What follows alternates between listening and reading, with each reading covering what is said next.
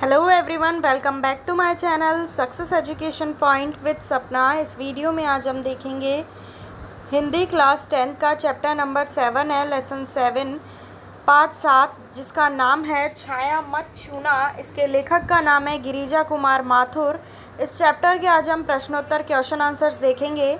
तो चलिए शुरू करते हैं वीडियो को। कोई भी प्रॉब्लम हो आपको तो कमेंट सेक्शन में कमेंट करके मुझे बता सकते हैं, और कोई वीडियो आपको मेरे चैनल पे देखनी हो तो भी आप मुझे कमेंट कर सकते हैं। मैं अपलोड करने की पूरी कोशिश करूँगी। वीडियो को लाइक ज़रूर कीजिए और चैनल को प्लीज़ सब्सक्राइब कीजिए और बेल आइकन को प्रेस करके रखिए ताकि नेक्स्ट वीडियो की नोटिफिकेशन आप तक तुरंत पहुंच सके।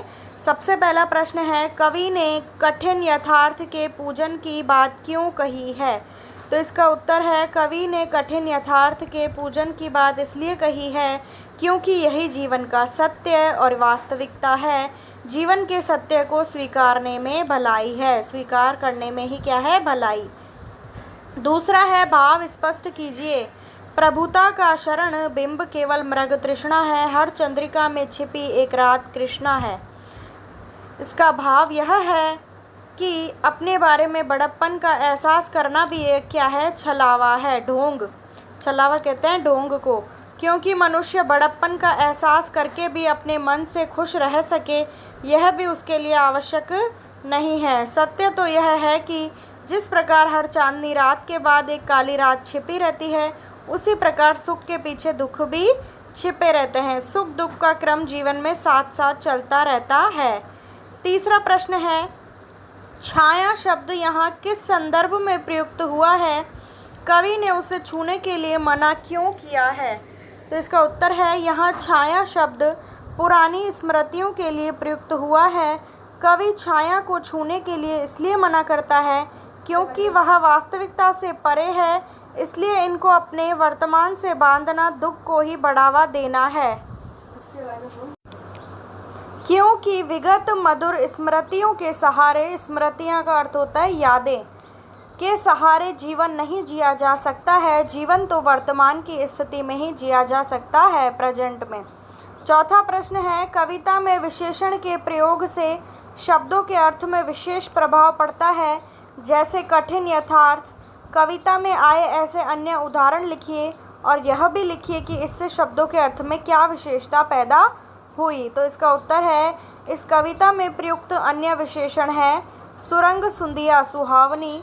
यहाँ सुंदिया विशेष्य के लिए, सुरंग और सुहावनी दो विशेषणों का प्रयोग हुआ है। इनके प्रयोग से बीती हुई सुंदियों के दृश्य बड़े मधुर, मनमोहक और रंगीन बन पड़े हैं। दूना दुख, यहाँ दूना विशेषण है जो दुख की अत्यधिक वृद्धि के संबंध में सूचित करता है। जीवित क्षण, यहाँ क्षण के लिए जीवित विशेषण का प्रयोग हुआ है। अगला प्रश्न, मृग तृष्णा किसे कहते हैं? कविता में इसका प्रयोग किस अर्थ में हुआ है? तो इसका उत्तर है, राजस्थान की रेत पर धूप के चमकने से जल की भ्रांति होती है और हिरण उसे जल समझकर पीने के लिए भागता फिरता है, लेकिन उसे कहीं पर भी पानी नहीं मिलता है। अतः प्रकृति के इस भ्रामक रूप को मृग तृष्णा कहा जाता है। इस कविता में इसका प्रयोग अयथार्थ स्थिति में अर्थात छलावा के अर्थ में हुआ है। छठा प्रश्न, बीती ताही बिसार दे, आगे की सुधि ले, यह भाव कविता की किस पंक्ति में झलकता है? इसका उत्तर है, यह भाव कविता के निम्न पंक्ति में झलकता है, जो ना मिला भूल उसे कर तू भविष्य वर्ण। अगला प्रश्न, कविता में व्यक्त दुख के कारणों को स्पष्ट कीजिए। कविता में व्यक्त दुख के कारण निम्नलिखित बताए गए हैं। पहला, हम हमेशा पुरानी स्मृतियों के पीछे भागते हैं, अर्थात पुरानी यादों के पीछे। उससे हम वर्तमान को और अधिक दुखी बना लेते हैं। हम छाया में डूबकर वर्तमान को ना तो अच्छी तरह जी पाते हैं और न भविष्य को ही सुदृढ़ बना पाते हैं। तीसरा, हम कल्पित सुखों की मृग तृष्णा में उलझ कर रह जाते हैं। इससे हमारा भटकाव बढ़ जाता है और उचित अवसर पर लाभ प्राप्त नहीं हो पाता। अगला आठवां प्रश्न, जीवन में है सुरंग, सुंदिया, सुहावनी से कवि का अभिप्राय जीवन की मधुर स्मृतियों से है। आपने अपने जीवन की कौन कौन सी स्मृतियाँ संजो रखी हैं? तो इसका उत्तर है, हमने भी अपने जीवन की स्मृतियाँ संजो रखी हैं। पहली, मेरे अब तक इसमें जो उत्तर है, आप अपनी यादें भी लिख सकते हैं। आपकी कौन सी याद जो है वो आप कभी भी नहीं भूल सकते, वो आप खुद भी इसमें लिख सकते हैं। ज़रूरी नहीं है आप यही लिखें, आप अपना एक्सपीरियंस भी शेयर कर सकते हैं। मेरे अब तक के जीवन की पहली मधुर स्मृति यह है कि जब मैं पहली बार स्कूल गया था, तब घर के प्रत्येक सदस्य के मन में अपार खुशी समाई हुई थी। हमें नए वस्त्र पहनाए गए थे और घर बाहर मिठाइयाँ बांटी गई थी। उस समय सभी का ध्यान मुझ पर ही था। दूसरी मधुर स्मृति तब की है जब मैं अपनी कक्षा में सबसे अधिक अंक प्राप्त करके प्रथम आया था। उस दिन मेरे प्रथम आने के उपलक्ष्य में एक शानदार पार्टी रखी गई थी। पार्टी में आने वालों ने मुझे प्रसन्नता के साथ आशीर्वाद और बधाई दी थी। अगला नवा प्रश्न, क्या हुआ जो खिला फूल रस बसंत आने पर? कवि का मानना है कि समय बीत जाने पर भी उपलब्धि मनुष्य को आनंद देती है। क्या आप ऐसा मानते हैं? तर्क सहित लिखिए।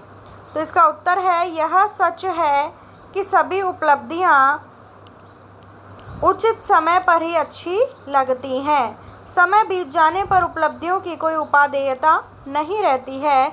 उदाहरण के लिए वसंत ऋतु के चले जाने पर फूल के खिलने से क्या लाभ? यदि विवाह की आयु निकल जाने के बाद विवाह हुआ तो वह उल्लास कहाँ?